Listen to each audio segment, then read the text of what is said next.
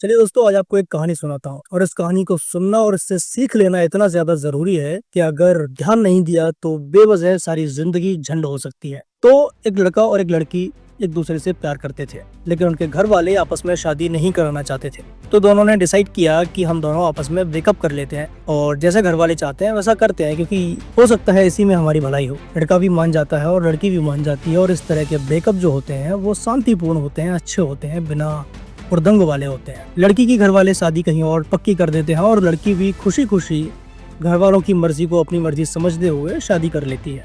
अब दोनों अपने शहर से बहुत दूर आसाम के किसी शहर में हनीमून मनाने के लिए जाते हैं। वहाँ कुछ गड़बड़ होती है, वहाँ के लोकल से इनकी कुछ झगड़े होते हैं, लड़ाई होती है और इन झगड़ों के बीच में इसके पति को टारगेट कर लिया जाता है और खुन्नस में उसकी हत्या कर दी जाती है। और जो हत्या करता है वो लोकली बहुत ज्यादा स्ट्रांग होता है और सारी पुलिस एक हद तक उसके कंट्रोल में होती है। अब इसके बाद होता क्या है कि उसके पति को तो मार के फेंक दिया जाता है, लेकिन उसको खुद को किडनैप कर लिया जाता है, उसे भांति भांति तरीके से प्रताड़ित किया जाता है, उसकी जिंदगी नर्क से भी बदतर बना दी जाती है। और उसके कई दिनों के बाद जब उस लड़की का मेंटल स्टेटस पूरी तरीके से चेंज हो जाता है, पूरी तरीके से व्यथित हो जाता है, तब उसको यूपी के किसी शहर में छोड़ दिया जाता है, जहाँ आधी रात को वो एक ढाबे के पास जाती है और ढाबे वाले से मदद के लिए फोन मांगती है और तुरंत अपने भाई को फोन डायल करती है। भाई पुलिस को लेकर के वहाँ पहुँचता है और पुलिस उस लड़की को ही अरेस्ट कर लेती है। उस लड़की के खिलाफ मुकदमा दायर होता है पति की